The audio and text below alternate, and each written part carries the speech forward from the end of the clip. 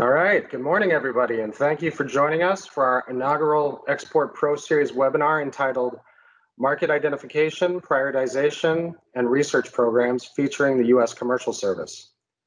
Not only is market identification a necessary first step for new exporters, for experienced exporters, entering new international markets can spread the risk through diversification, which is especially beneficial during a pandemic.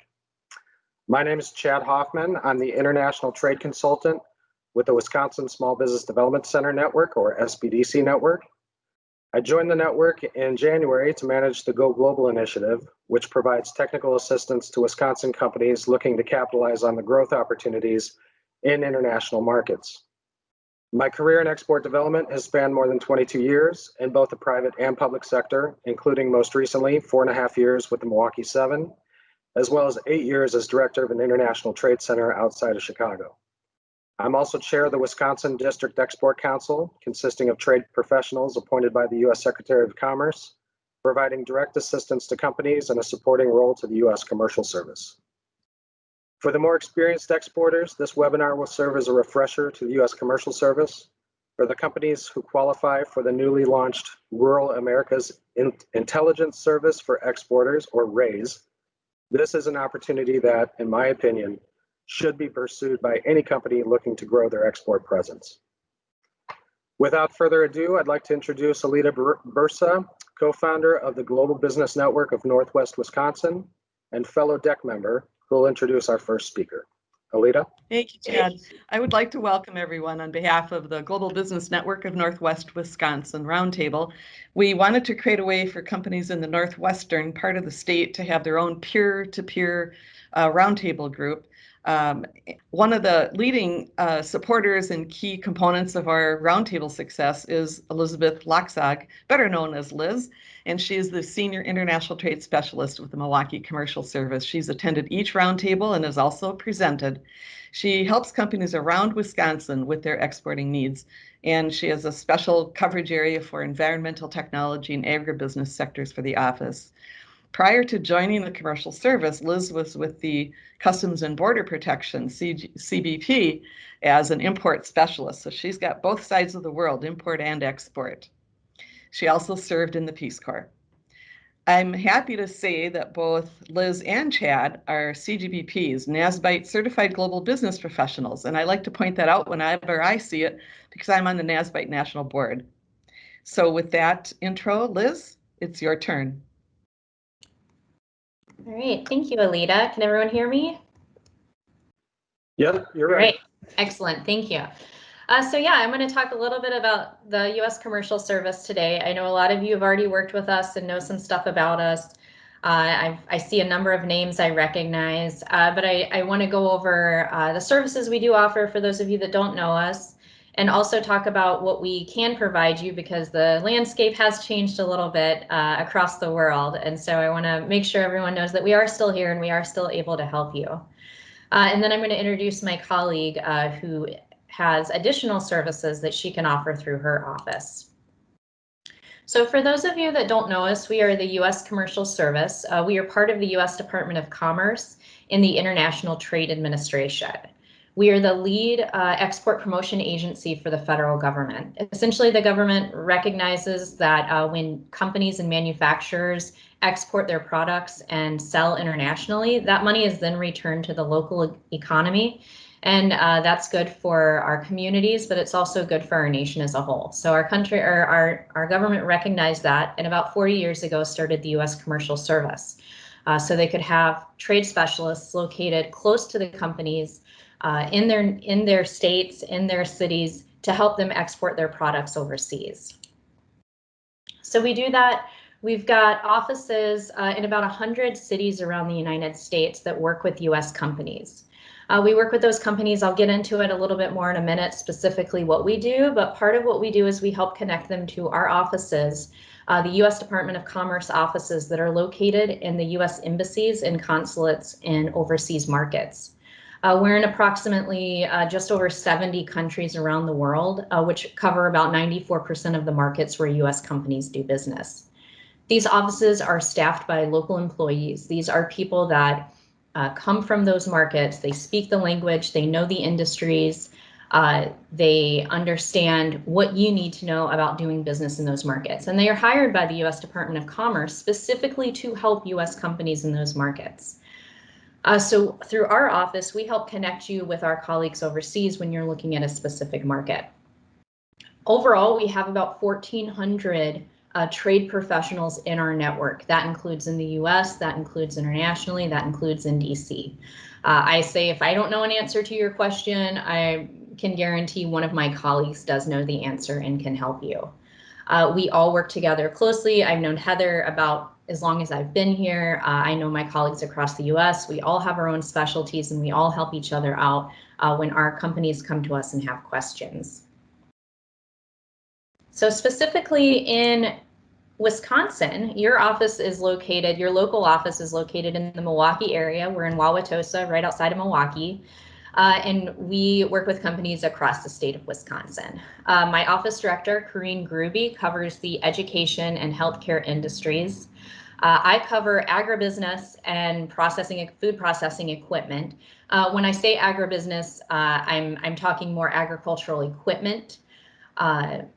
Equipment that's used on farms as well as food processing equipment. When we are looking more at food products, a lot of times I'll refer them to our Department of Agriculture, Trade, and Consumer Protection because they have an international division as well here in Wisconsin. I work very closely with them and I'm happy to refer companies that do food specific products to them. And then I work more with the machinery. And then I also cover the environmental technology sector. Specifically, I am the deputy team leader for water technologies, which we have a lot of here in Wisconsin. So that's another one of my industries. And then I cover energy. The other senior international trade specialist in my office, Becca Gladen, covers aerospace and defense, safety and security, and advanced manufacturing. Now, if your product does not fall into one of these categories, you can see the map on the left. That will depend on who you work with specifically in our office. Becca covers the blue, Corrine covers the gray, and I cover the yellow greenish color that you see. So the entire western part of the state, a lot of rural companies out there that I work with, as well as the county of Milwaukee. So if you have a question, if you come to any one of us will be able to point you in the right direction of who you should be working with. And I have our contact information on the final slide. But you can see, like, we work real closely with our Wisconsin companies. So part of the way we work with companies, I'll start with trade counseling. When a company comes to us and has a question, I'm exporting to Mexico, I don't know what documentation I need. We're there to help answer those questions. Like Alita mentioned, my background, I came from Customs and Border Protection. So I was an import specialist. I was looking at the imports coming into the United States. I was verifying their harmonized tariff code. I was verifying the values, verifying free trade agreements if they were claiming a free trade agreement, to make sure that all the paperwork was proper for the imports coming into the country. Now I'm able to translate that over to helping US companies export now. So if a company comes to us and says, my buyer is asking for our harmonized tariff code, what is that and how do I figure it out? That's what we're here for. We're here to help you figure that out. If you have questions about what standards or documentation you need, we are here to help you with that and provide that information. Now, like I said before, if I don't know an answer, someone in my organization will. I'll use Mexico again. If you're exporting to Mexico and you were told you need a special certificate by the Ministry of Agriculture in Mexico and you don't know what this certificate is, I don't know that I'm going to have an easy time finding it, but I can reach out to my colleagues at the US Embassy or one of the consulates in Mexico and ask them if they know about it. And oftentimes they will, and they'll be able to provide that information. So even our offices overseas are able to provide a bit of trade counseling from where they sit as well. And then we have trade counseling that we don't have to provide that you can find on our website. Our website has a wealth of information on some very basic exporting skills. We have the basic guide to exporting. You can browse through on our website. You can see in this example that I have, we have information on getting paid. What financial considerations do you need to think about when you're looking to pursue an export transaction? So our website, you can search through there. You might be able to find your answer there. But if you can't or you have trouble finding it, you can always reach out to us and we're happy to help. We also provide website globalization. Now, this is something that can be offered out of our office. My colleague Becca Gladen has gone through special training on how to do a website globalization review for companies. Now, what we're looking at is if your website is friendly for international, to do international business. And if not, what steps could be recommended to make your website a little bit more global. We also provide market intelligence, and we do this a variety of different ways. But I'll start with how we have been introduced to a number of companies in Wisconsin and how we've provided a lot of market intelligence to companies in Wisconsin, and it's through the Export Tech program. And if you have not heard of this program, this is a fantastic program, and like I said, I know a lot of you on here, and I know a lot of you have been through this program. Those of you that haven't, there are plenty of companies on here that can vouch for the Export Tech program. Essentially what this is we are bringing to you in a classroom setting all of the resources available to you in Wisconsin to help you export. That includes our office, it includes the Wisconsin Economic Development Corporation, it includes bankers and freight forwarders and international lawyers, and we talk to you about all the subjects you need to know about if you're exporting. And then we help you through the class go from being a reactive exporter to a proactive exporter. Part of what we offer to participants is we do some market selection with them. We help point them in the right direction to determine what markets would be best for their products. Recently, we rolled out a tool called the Market Diversification tool. Now, this is a tool that is available to everybody. It's real neat and fun to play with. There's no cost to it. You can go to this link right now and start playing with it. What you need for that is your harmonized tariff code, which again, if you don't know, let me know, send me an email and we can help. And that's it. Plug in your harmonized tariff code. Maybe if you're already in a couple markets, plug those in. I'll tell you, they won't show up on the rankings. And then from this example of Germany, you can see the different trade statistics that are in here. So what it's taking is it's taking the import statistics from your harmonized code, and it's taking macroeconomic indicators from countries in terms of ease of doing business, and it's putting them together and ranking what countries could be best for you. So here's an example of what comes up. It ranks the countries, gives them all a score. This is an example I used. And so then you can get an idea of what might be a good country for you if you're not already exporting to that country. You know, maybe you didn't know South Korea had one of the highest imports of taps, cocks, and vows, and that's what you're exporting. Maybe that's a market for you to look into. So this is, well, I see this as a preliminary market research tool that if you are really looking to expand your markets and find new markets for your product, this is a really good place to start. Now, once you've completed this, if you want even deeper market research, you want more industry-specific information. For example, let's say you make a medical device for hearts and you want to know, sorry, this is morbid, but heart-related deaths by country. We can pull that information for you. We can look at more specific, industry-specific data points that we can play around with a little bit more and try to give you a different ranking based on that. We provide some of that out of our office, but you will hear later from Heather. They do a very deep dive out of their office in North Dakota that's available to rural companies right now. So I will save that for her, but this is a great jumping off point for sure. So we also get market intelligence directly from our offices in the U.S. embassies and consulates. Again, these are staffed by local employees that know the markets, know the industries, and every couple of years they put together these country commercial guides. Now, as you can see on the left, I know it's kind of small, but you'll get these slides, or you can even go to the website and see it, but you'll see the categories that they provide information on.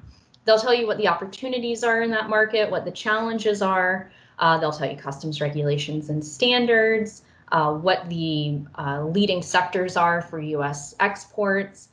So it's a really good guide if you're looking at a country and to give you a better, more well-rounded understanding of what to expect if you're going to do business there. Also from our embassies and consulates, our commercial specialists that are there are industry specific. And by knowing their industries, they are able to send trade leads to us, the trade specialists in the US, that we are able to get out to our companies. So for example, I'm in the water industry. If there's a new wastewater treatment plant being built in Peru, my colleague in Peru will send an email to our team with the details, and we can send that out to our water technology companies. If a new sugar mill is being built in Nigeria and they're looking for a specific type of technology for it, my colleague in Nigeria can send that trade lead to the agribusiness team, and we send it out to our companies. So we really have that on the ground market intelligence coming from our embassies and consulates. Liz, while you're on this slide, earlier when you were talking about a hypothetical document for Mexico, Steve McGee asked if there's some kind of checklist by country that identifies what might be expected. And I'm wondering if the commercial guides are the place to go for that. Yeah, exactly. Yeah, you can go to this country commercial guide, and over here you can see customs regulations and standards, and that'll give you the general information. Now, I don't know if anybody has seen the harmonized tariff schedule, but it's about, I don't even know if my camera can catch it, but it's about this thick. And we can't have a checklist for every country, every product going into that country. So we are able to dive a little bit deeper if you do have that question. But overall, the general checklist and the general documents that customs requires at the border, you're going to be able to find under that customs regulations and standards. Thank you, Chad. We also provide business matchmaking, and I'll give a little bit of a caveat here because things have shifted a little bit, as they have for everyone. Traditionally, the services that we offered, one of the main services was what we called our gold key. And I know a number of you have taken advantage of this. This is essentially our your own personal trade mission. So if you come to me and you said, you know, we've done our research and we really think Chile is a good market and we want to export there. And I say, all right, let's get in touch with my colleagues there. We'll arrange a conference call with the US Embassy. They'll talk to you about your product. They'll let you know whether they think it's a good industry for your product or a good market for your product. And then if they do, they will proceed to arrange meetings with potential distributors or representatives in that market that want to meet with you. Traditionally, you travel to the market and have those meetings.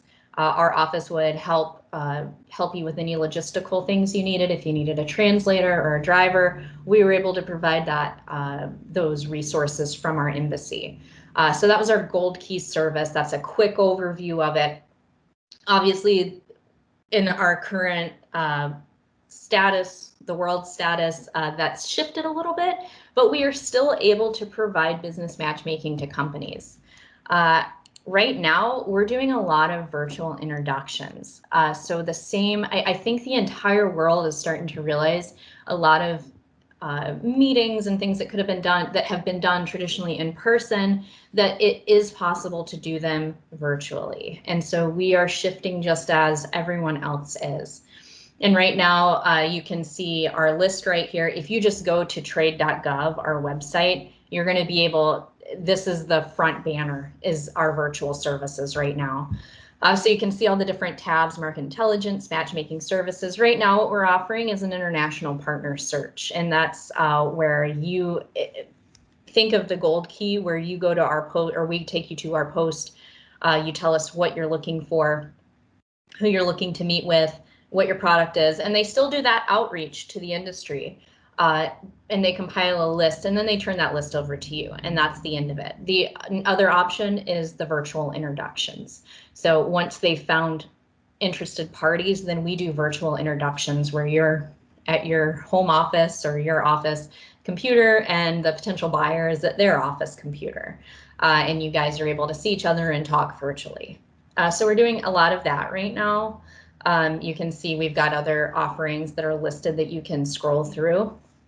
But again, we're adjusting to the times, and but we still want you to know that it is still able, you're still able to meet potential buyers through our services.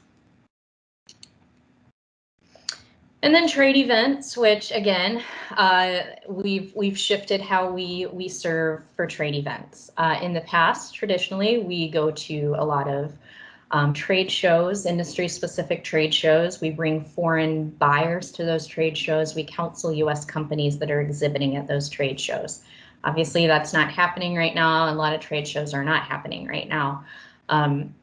But just as everyone else, the trade shows have shifted to virtual. Specifically, I'm helping support WEFTech, which is happening next month because it's September already. And they've gone 100% virtual. And we're supporting them by bringing even more international buyers to their virtual platform because they don't have to worry about traveling. And they don't have to worry about visas. And they don't have to worry about hotels. They can go online and arrange a meeting with a US company on the virtual platform. Additionally, we have done similar things in our own industries that we cover. Our automotive team recently did a B2B matchmaking program that lasted about a week. And it was our own platform where US automotive companies could create profiles and have a schedule. And foreign buyers could log in, create their own profiles, and request meetings with those US companies. And I believe it was open 24 hours just so they could include buyers from markets that aren't in our time zone, in the US time zones. And they had great success with that. So it's really just shifting along with everybody else in the world right now. That being said, we also have our Discover Global Markets event, which was supposed to be in Indianapolis next month. That has also gone virtual. So even our own in-person big events that we usually host have gone virtual. So I did provide information about that here. It's a reduced fee through the 15th of this month. So if you are interested, let me know. I can send you more information on that as well. And then here are some web resources. A lot of the things I covered, the links are in here. Like Chad said, we'll share these presentation slides with you at the end. And then here's our contact information. Like I said, you're welcome to reach out to any of us. We all talk all the time and can get you to the right person in our office that you need to talk to. But yeah, this is our office. We are your local trade specialists. And before I go on to introduce my colleague, okay, I just see the question from Steve. If anyone else has any questions, you're welcome to type them into the chat box, or I guess unmute yourself. Give everybody Also, if anybody has any questions for Liz that they'd like to ask, we can do a separate Q&A at the end for everybody. So. Okay. All right. Actually, one just came in, Liz. Are there any differences or other important points for service-related businesses, non-physical products? We obviously handle it a little bit differently because they're not tangible products that, are the traditional, sell to point A to point B, but we do help service products. We do a lot with franchising, tourism, education is a service that we work in. We do help with service-related products. Again, it's a little bit different than the more tangible products we work with, but it is something that we can assist with. So Joe, if you want to reach out to us, feel free to.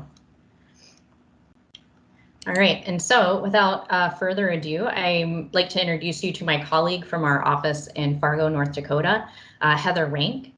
She works with exporting companies in North Dakota and Northwest Minnesota, and she is the office director for the office in Fargo, where she's been stationed for 15 years. In addition to that, she is the global team leader for our rural team. Heather grew up on a dairy farm in Lancaster, Pennsylvania, and was born in Brazil. Quite the background. She has traveled through Central, South America, Europe, and Africa, and she obtained her master's degree in Peace and Justice Studies from the University of San Diego.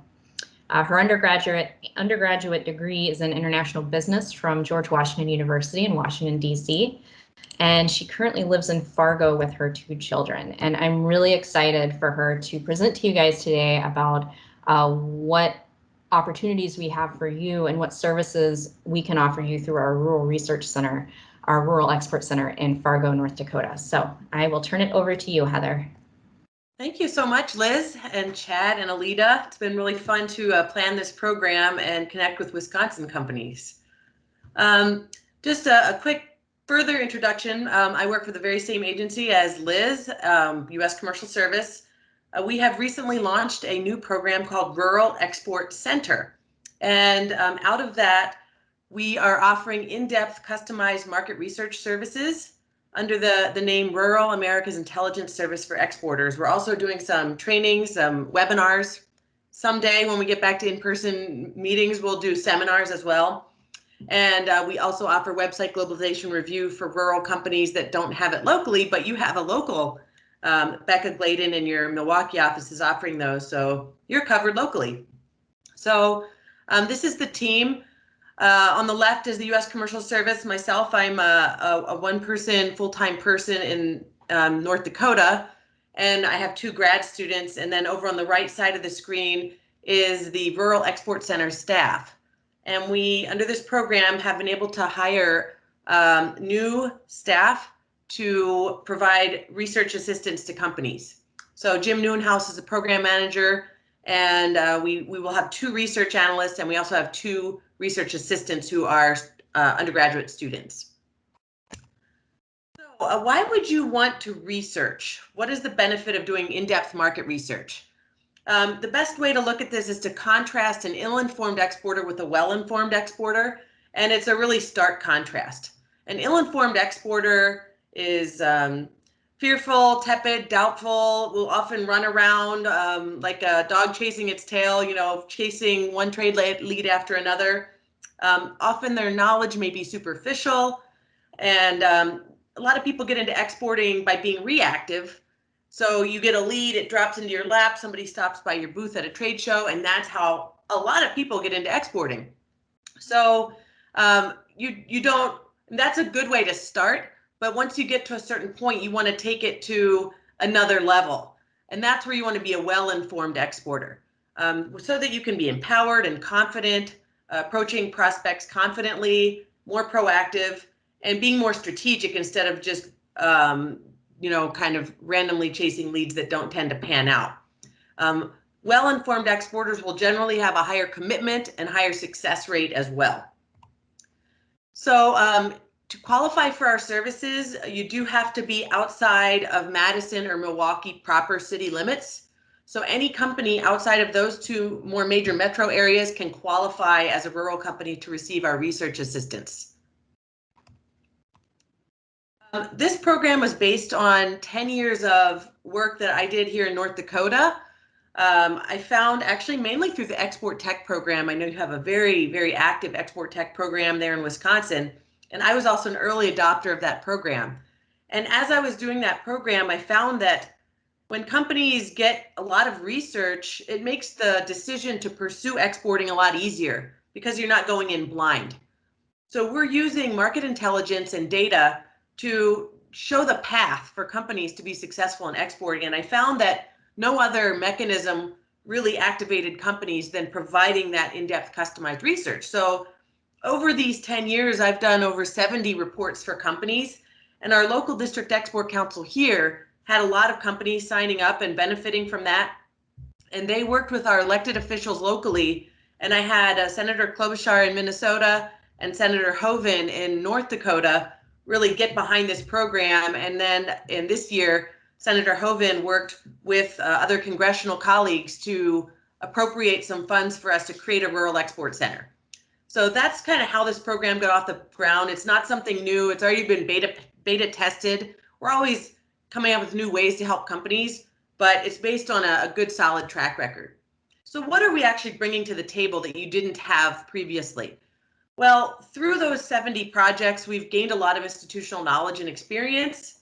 We also have access to over $1 million in common data platform databases. And these are databases that the U.S. Department of Commerce subscribes to that would be too expensive or difficult to learn how to use for you. And we leverage them on your behalf.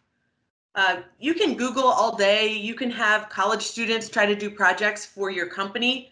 But if you don't have that granular, really high quality almost subscription level based data, it's hard to know what's really going on in the country. So that's something we leverage on your behalf. We also know how to take that data and make sense out of it. We pride ourselves in making the data actionable and very easy to understand. And that's not an easy thing to do. So we have a lot of processes and things that we've been developing on how to take this massive amount of data and bring it down to, 10 or so recommendations of things you can actually do with the data, with the solid grounding of the data. And then we also bring in our overseas network to ground truth, what we're finding, to make sure that you have someone on the ground in the country where you want to be successful to take you to the next level. We are constantly interacting with our overseas network of staff, of people who speak the local language and know the local industries. So we're bringing all of that for you specifically in your company. So we're helping companies do things like finding the best country for your products, learning, let's say you already know what country you want to get into, we can help you learn about an industry in a given country. That can help you build an export plan. We help you determine which execution channels are most likely to be successful for you, whether it's a trade show, a trade mission, a U.S. commercial service program, or a local seminar.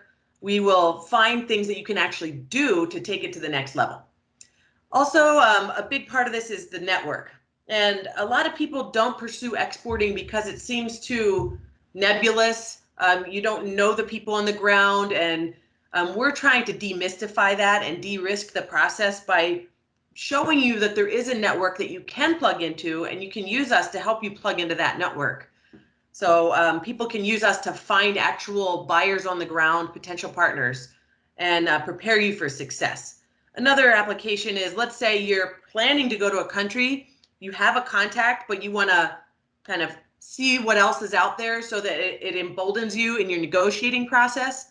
We can provide you market intelligence so that you go into that negotiation much better prepared and knowledgeable, so that you're not kind of beholden to the information that the other party is sharing with you. So specifically for some key industries in Wisconsin, I wanted to highlight a couple data points that would be examples of things that we could bring in if you were to work with us on a research project. So these are the industries that Chad had shared as really major industries in Wisconsin. I know Minnesota, North Dakota has some similar industries. So there's a lot of projects we've done in these industries already. Common data that we bring in quite often is trade data. What is the import and export level of things that you're trying to trade in? We can look at the dollar amount, the number of units being traded in country by country, the growth rate in imports of that particular product, as long as you have your harmonized code. For example, aircraft, drones, hardwood, furniture, machinery, food products. There's harmonized codes for everything. So we can look at which countries are already importing a lot of what you produce. That's kind of the most obvious data point. We also look at import duties. Are you going to pay a lot of import duties? Some countries have very high import duties, and you don't want to have your costs go way up because of that. But beyond that, what we've done is found some additional data points that are very, very granular and industry specific. So for example, the retail market size per country. Let's say that you do something for the eyeglass market. We can look at the number of glasses per country sold, country by country. The number of mobile devices. How much pet food is sold in a country. How much organic cranberry juice is sold. We have a lot of data points. Sports protein powder, kitchen furniture. The list is very, very large of retail market size data points that we can get. Also commodities.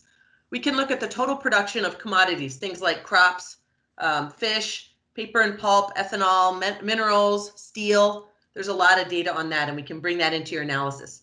We can look at the number of distributors in your given sector, things like how many people are distributing ultrasound equipment, or specialty foods like Hispanic foods, like corn chips. We did a project on that once. How many firewood distributors? How about spare parts for manufacturing firms? We also have databases that look at selling to the government.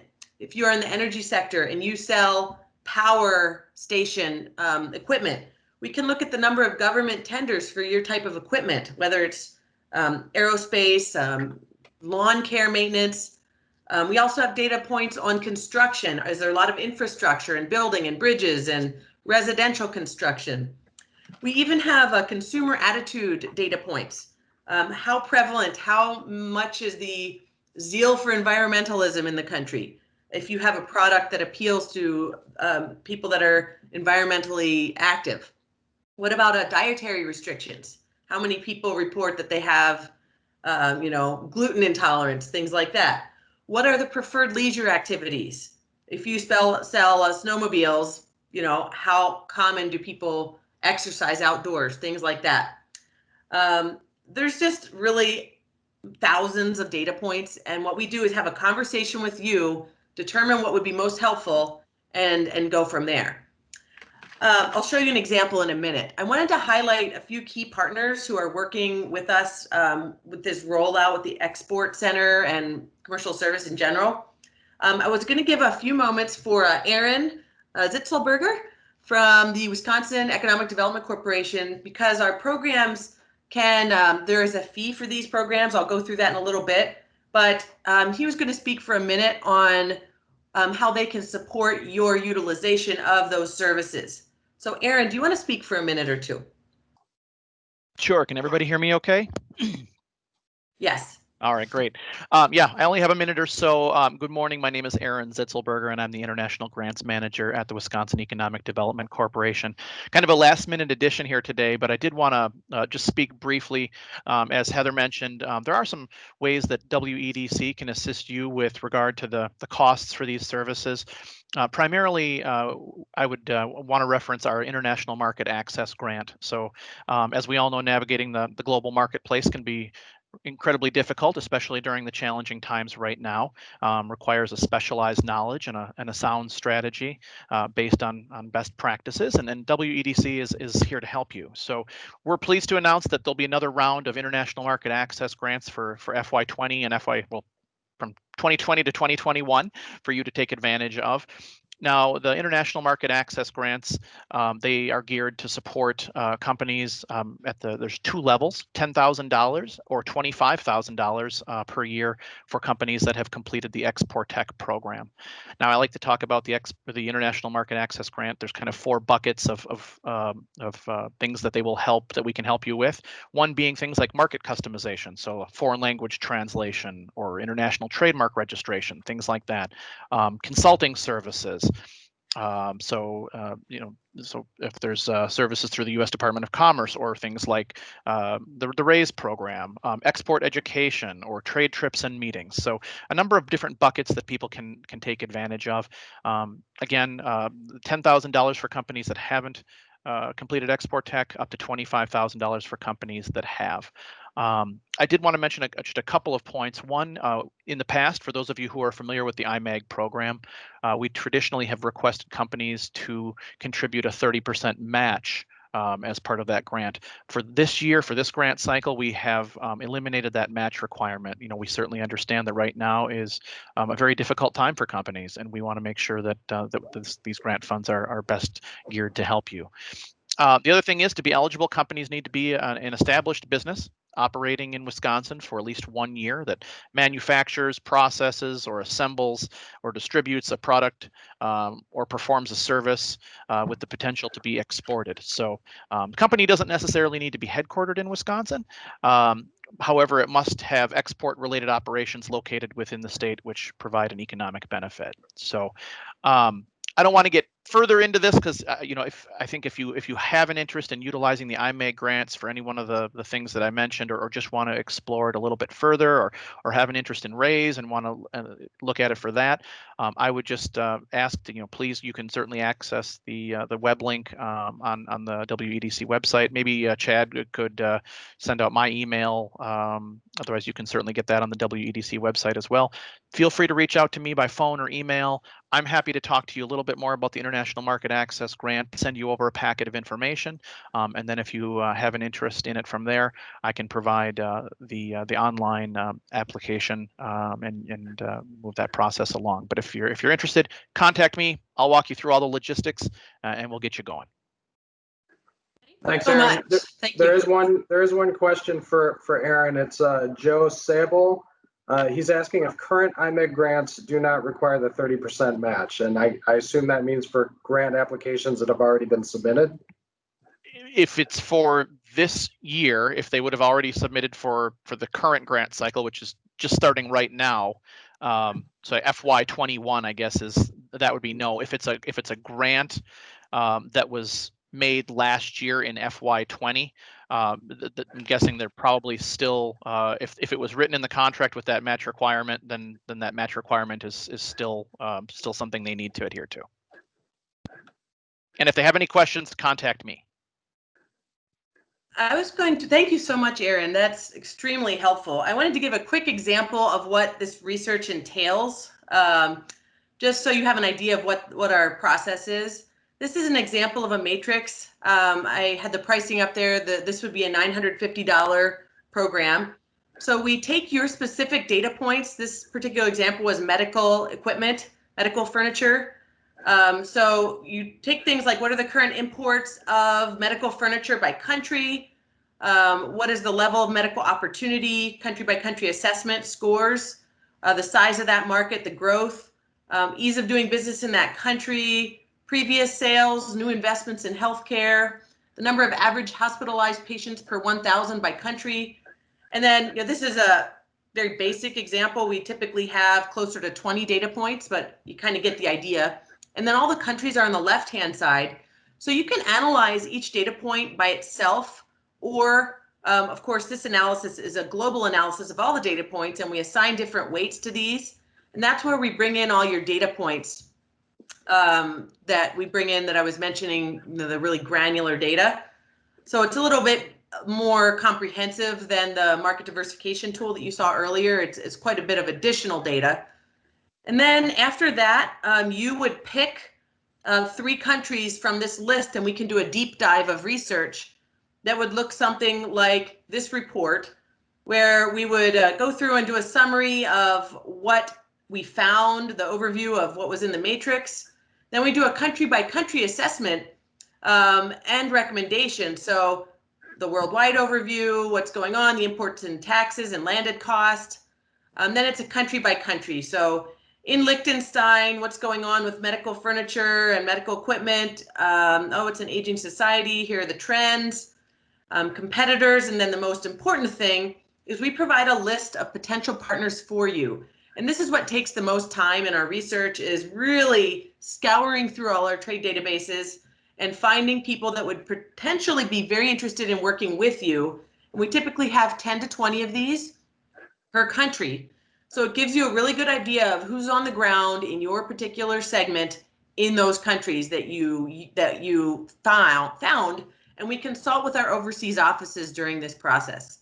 So it's a really kind of fail-proof way. It's a funnel where we're coming down to the best country through a very detailed process of evaluation and checking, so that when you approach that country, you are way better informed than you were before. So to do the entire matrix and 3 country review deep dive, it's $3,750. And we found that companies feel that that's a very, the level of effort is typically over 150 man hours to do a company report. And that's why we've had to staff up and add capacity to be able to serve the nation. And we've never had a dissatisfied client. All the clients are extremely happy and feel that there's a value. I have a couple case studies here. This is a company that does grain bin manufacturing here in North Dakota. They were not an active exporter when we first found them. Once they did the research and participated in Export Tech and did a matrix, they started much more strategically picking countries and kind of knocking them off the list. They did 6 initial market checks, 11 gold keys. They took booths at trade shows where we had a USA pavilion, and they've now sold throughout the world. They've sold millions of dollars in over 20 countries since then, and very successful. Another example is sometimes, let's say you're an international salesperson in your company, but you don't have a lot of senior support. This was a company in Western North Dakota that was kind of thinking that exporting would be too complicated or difficult. and just kind of went in fits and starts, and probably they were throwing away a lot of leads, to be totally honest. Well, they also did the export tech program, and we did in-depth research for them, and it really increased their confidence level. And they did a background check when they got a good trade lead from Poland, and ended up selling, and now they're selling container loads of equipment, of heaters, to Poland. So there's a quote here that talks about how the process was a game changer. Previous to the market research, they went from being skeptical to very proactive.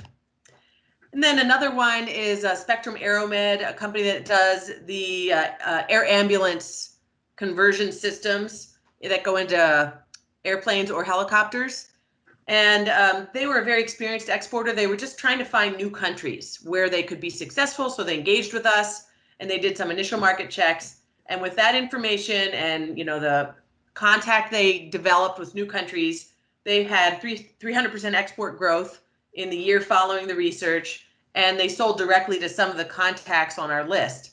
So they felt that it was especially beneficial during the pandemic because they had more leads to go after, and they saw an increase in sales to Brazil during the pandemic.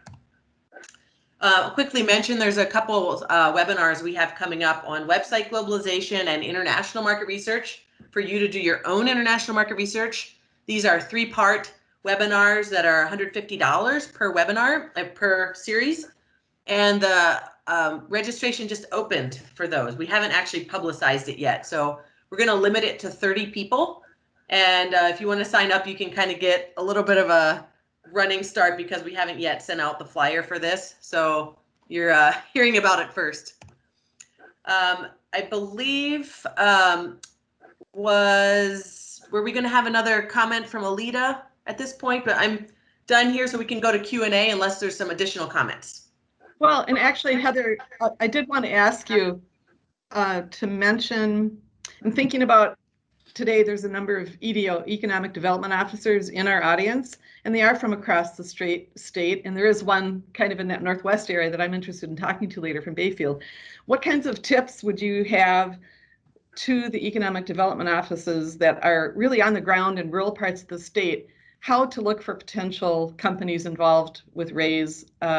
Do they need to pre-screen them? What kind of connections would you like to have from us in the state? Actually, I've seen a really, really strong trend in this area. That's a great question. And it seems very consistent that the companies that benefit and want this service the most are very detail-oriented, serious people who are data-driven. And this isn't like just some, spur of the moment, hey, this sounds cool, flavor of the month type of deal. It's people that really are data-minded already. This is a huge, like, when we connect with those people and those companies, it's like the seas part and the clouds, open up, and those are the best companies, people who are focused and data-driven. Mm-hmm. If that makes sense. But they can come from any industry. They can be a product or a service. We've even worked with some universities to help them find new countries to recruit or partner programs. Really, we cover every industry that you can think of. So it really comes down more to like where the company is with their export expansion mentality, and the ones that are wanting to really, a lot of the best inventions in the world came out of very difficult circumstances when people are thinking of ways to cope. And this is a way to kind of get your mind around something positive instead of just survival mode. There's some great support from the WEDC for helping make this accessible. So if some companies are interested but aren't sure, having that grant is really helpful. And I wondered, Heather, would you and Liz be able to just comment briefly about how the contract relationship works between Wisconsin and your office? If you're going to do work for a Wisconsin company? Yeah, so what would happen is very similar to if companies want to go to our overseas posts. You start with our office. So if you want to work with Heather and you want this type of market research, you'd come to me or Becca or Corrine, and we would get you all set up. We have a questionnaire and intake form for the Rural Research Center or Rural Export Center, and we would reach out to Heather and set up a time for us to talk with Heather. And I'd like to mention too, there's a lot of conversations going on in the chat screen here, but the one that I think is applicable to most people was the question by Roxanne Bauman, who we all know. Roxanne asked what contrasts the RAISE program to what the U.S. Commercial Service can offer locally? Well, the main thing is that doing these in-depth research reports is extremely labor intensive, and we don't have the manpower throughout our U.S. operations to do, report after report after report. So we are subscribing to additional databases. We are hiring staff to amplify and complement. And I will say, from having worked, we have 200 staff around the U.S., the Wisconsin office is truly one of the best with market research nationwide already. They already know how to. They do a lot of matrices on their own. They're front runners with research. Maybe it's the Upper Midwest thing. I don't know. So they have a lot of capability. And we had a company that contacted us from finding us on the website, and so we went on a joint call, and we decided that really Liz could do their matrix for them. And they didn't really need the RAISE research because it was really clear that their market would be based on 1 or 2 data points. So, we'll always figure out if it's needed or not. But we have some additional database subscriptions and basically a team because this is so labor intensive, if that makes sense. Yeah, and another example is a company that actually went through Export Tech. I'd done a matrix for them.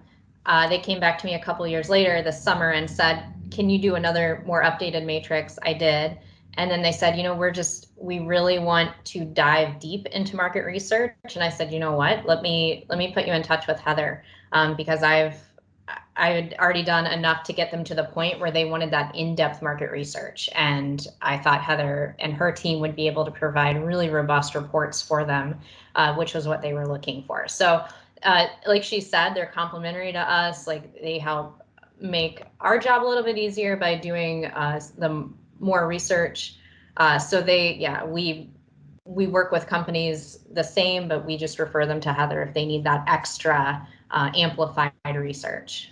And what would happen if a startup company came to you? Would you be able to do any work for them?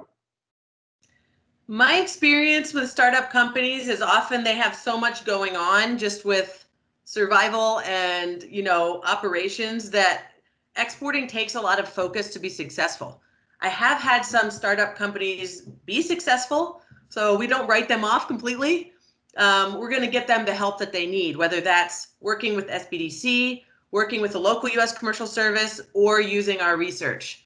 So I've definitely done research for some startups, but oftentimes they don't quite have the manpower or the experience or the bandwidth to take on exporting to the level that you need to be successful. Well, feel free to refer them to an SBDC. We'd love to help them. And then for the more experienced exporters, does your plan include any legal or compliance topics per the countries that you've identified? Some industries are more compliance, very compliance heavy. Things like aerospace, defense, is you've got to comply with a lot of rules. So sometimes we will include a bit of information. Oftentimes you're going to want in-country expertise on that type of thing because those rules and laws change quite frequently, and the expertise is usually in-country. So for things like that, we could either include the in-country expertise or, just refer you to somebody there, whether it's commercial service or a lawyer in that country. It's very case by case. Fantastic. Well, I think that's all the questions. Heather, Liz, thanks very much for being with us today. And I will go ahead and send the slide decks and contact information for everybody who spoke today to everybody. I do have, assuming the email addresses are correct, I will send those out. Probably give us a couple days to get the slide decks compiled, but look out for those in the near future. And thanks again for your time, and everybody have a great rest of your week. All right, thanks everyone. Thank you. Thank you, everyone. Thanks, Heather. Thanks, Chad. Thanks, Liz. Bye-bye. Bye.